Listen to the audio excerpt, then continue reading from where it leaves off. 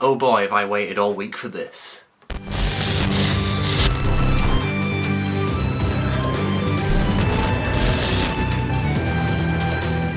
Hello YouTubers and random people of the internet, it is your boy Aussie, one part of the MonoSupreme YouTube channel, and today we're going to be doing an unboxing. Yes, you guys will know from the title and thumbnail what this is. So without further ado, let's just get into this. I've already done my in-depth thoughts on the screwdriver itself, so you know, it's kind of irrelevant what I think.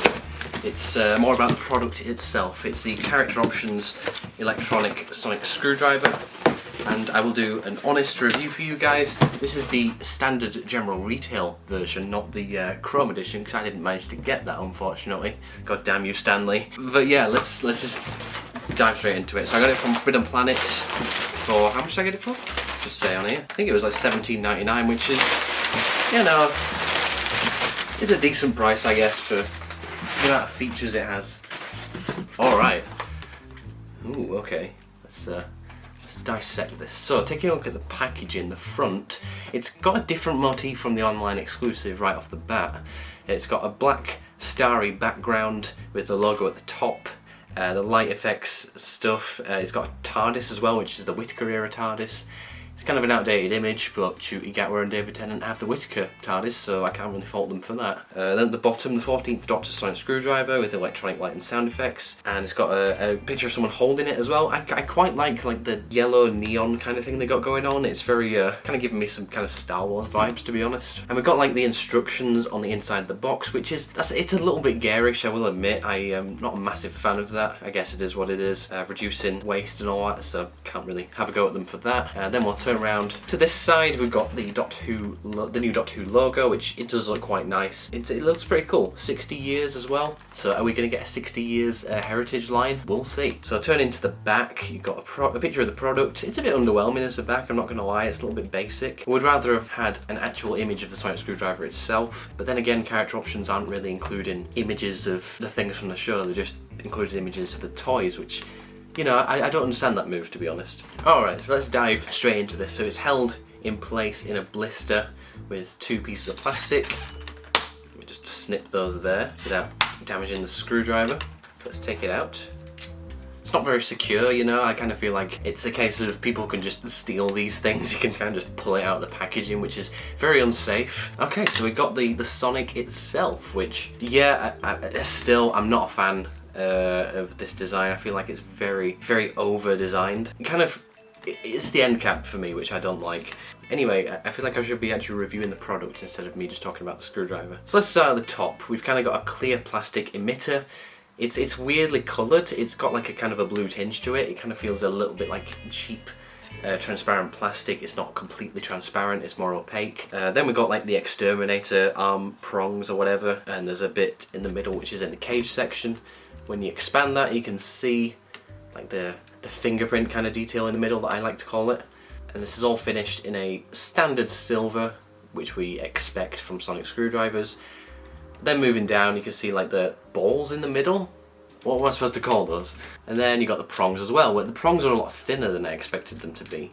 So when you move your thumb across this slider, the prongs extend. Okay, and it doesn't have like the LEDs on the inside like the prop does, which is a bit of a shame, you know. I kind of feel like that kind of does detract a little bit and makes it feel a bit cheaper. And then moving down to the mid section, we've got the crackle, which is printed on, which, you know, it's fair enough. I mean, it's better than it being sculpted on, I guess. And if they were to paint it, it might not work. It might be a bit too random.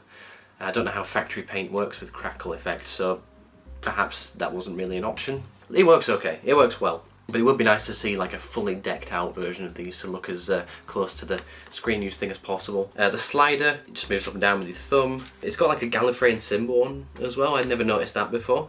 And then you've got the silver band, and then you've got the leather grip. Well, the leather grip, because it's not a real leather grip. That's just standard. I feel like the sculpting on this is very soft. It's not brilliant. And on the actual prop, the leather itself kind of does overlap a little bit onto the gold section, so that's a point deducted on the Character Options toy, unfortunately. Okay, this is interesting. The copper end section, I don't know whether it's just mine, but the colour looks really faded. It looks a lot more bronze in pictures. I'll have to consult with other people about that. I don't know whether it'll show up on camera for you guys. Yeah, and then you've got like the silver bit, which looks like it's from the Master's laser screwdriver, which twists around like so. Very noisy. It doesn't actually do anything, as far as I know. And then at the end, you kind of got like the... Oh, that's a real screw at the bottom. But yeah, it's kind of reminiscent to like, I don't know, a classic kind of thing, like with the War Doctor's screwdriver. I still think that it looks ridiculous. I really don't like how that looks. But on the toy, looks like it does on the prop, so I can't really complain. Yeah, and apparently you're supposed to be able to fit actual screwdriver heads in the bottom of this. I don't know whether that works on the toy. That might be interesting to find out. I should have a go. But yeah, overall for detail, you know, it's nice. For a toy, I can't really complain too much. Despite I've got a couple of quibbles with the softness of the sculpting, kind of like the off bronze colour at the bottom. You know, the silver on the actual screwdriver itself leaves a lot to be desired. It's very basic, but I missed out on the chrome one, so what can you do? I'm probably going to go over it with some black shoe polish or something to try and just give it a bit more depth, a bit more definition. I kind of do feel like they should use a metallic grey instead of a silver, because that way it looks a bit more like steel. Maybe I'll repaint it myself, I don't know. Overall for detail, it's decent, you know, works well enough for the price you're paying. Okay, so let's start off with these sound effects. So to access the sound effects, you press the button.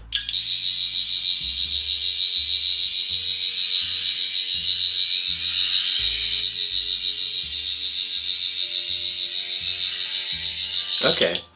Oh, that's weird. Once I let go, it took a while to turn off. Let's try that again. Yeah, it's got a bit of a delay from when you take your thumb off, which I'm not overly impressed with that. I'm not gonna lie. That's a bit of a nuisance. Huh. Okay, so once you extend the screwdriver.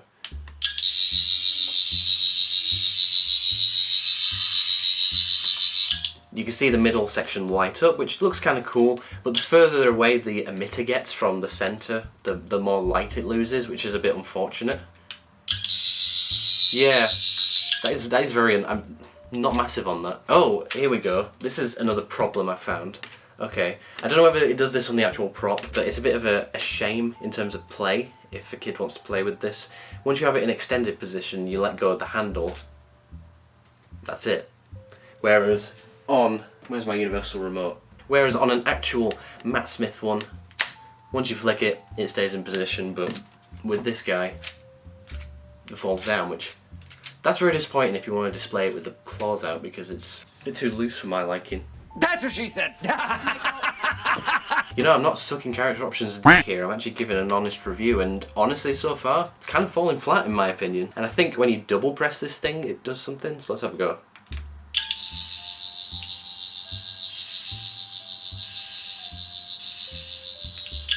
Okay, it's got a whoo whoo whoo whoo noise. 1, 2, 3.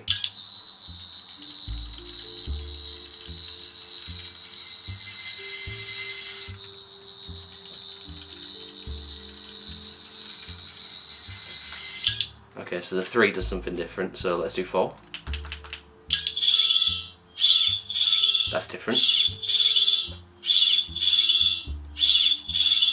That's annoying. Alright, let's try 5.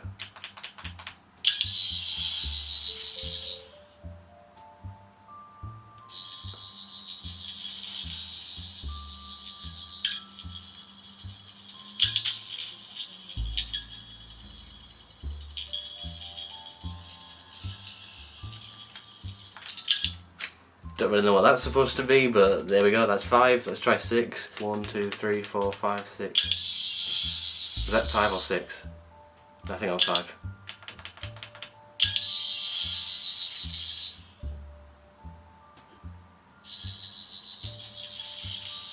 Many unbearable hours later.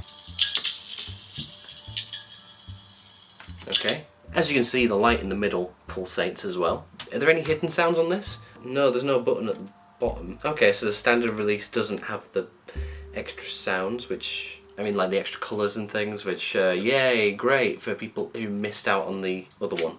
So yeah, the battery compartment, you twist the end cap off and it works kind of nicely. Okay, you know, that's a good hidden battery compartment, no legal guff on the actual product, which is good. So, overall, what do I think of the 14th Doctor's sonic screwdriver and character options? Meh. You know, I'm not overly impressed. I think for the price point of $17.99, it does leave a lot to be desired. I think the overall weight of it as well, it's very light, it feels very cheap. Yeah, the issues I do have quite a lot of issues with this thing, unfortunately. I don't like how the plastic is kind of opaque and has like a blue tinge to it. It just makes it feel like cheap plastic.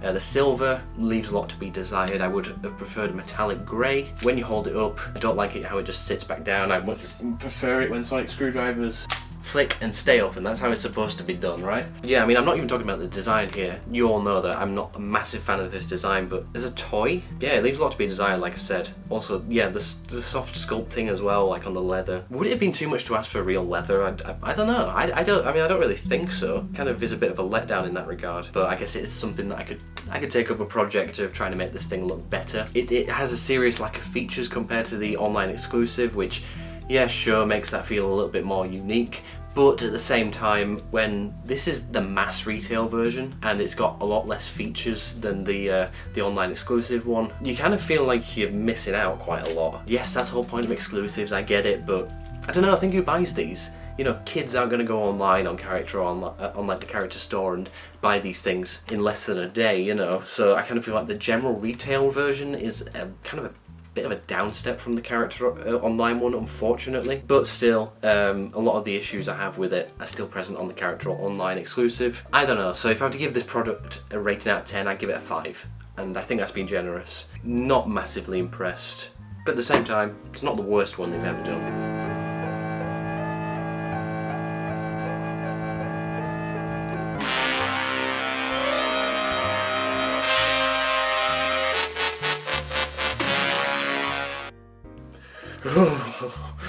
You know, it's up to you guys at the end of the day. So thank you very much for watching this very long review. I'm gonna have fun cutting this one down. So yeah, see you guys in the next one. Goodbye.